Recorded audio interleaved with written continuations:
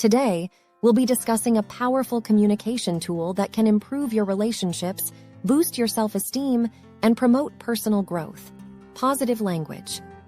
I'll be sharing some valuable insights from cognitive behavioral therapy, or CBT, which focuses on the interaction between our thoughts, feelings, and behaviors.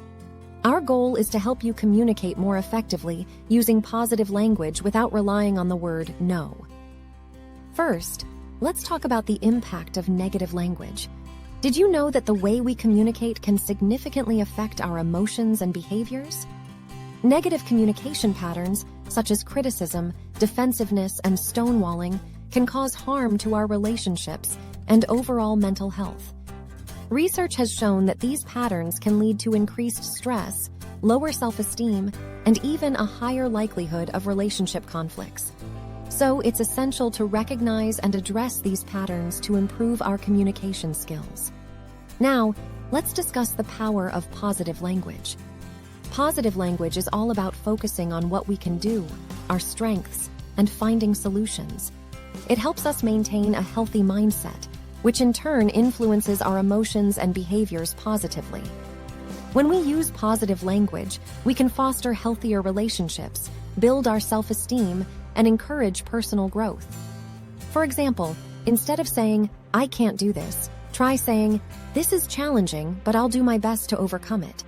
See the difference? So, how can we communicate positively without saying no?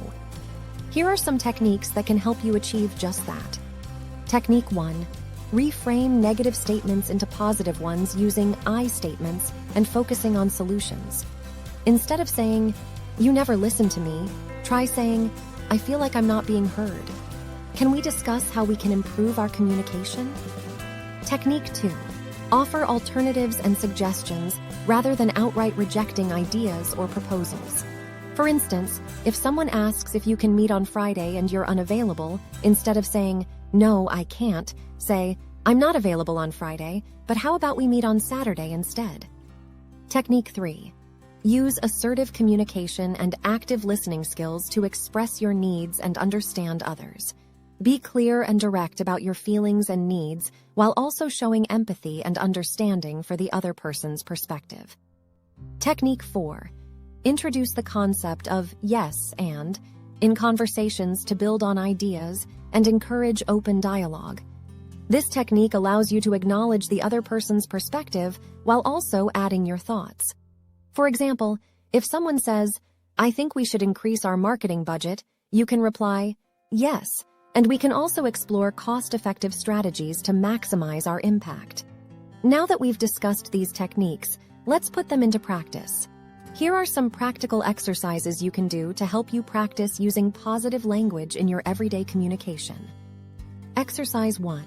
Identify a recent conversation where you used negative language or said no. Reflect on how you could have reframed the situation using positive language and the techniques we discussed. Exercise 2. For the next week, pay close attention to your communication patterns.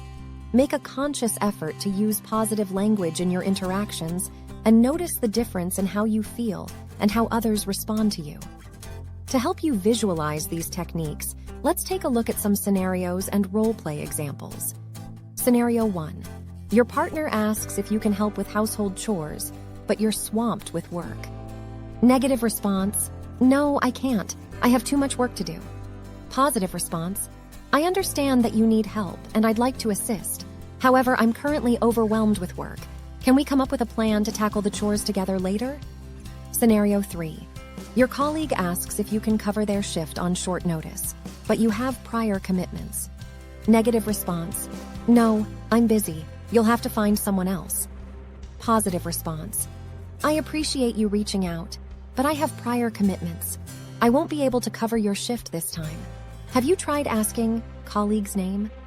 These examples demonstrate how you can communicate positively without saying no, while still expressing your needs and finding solutions.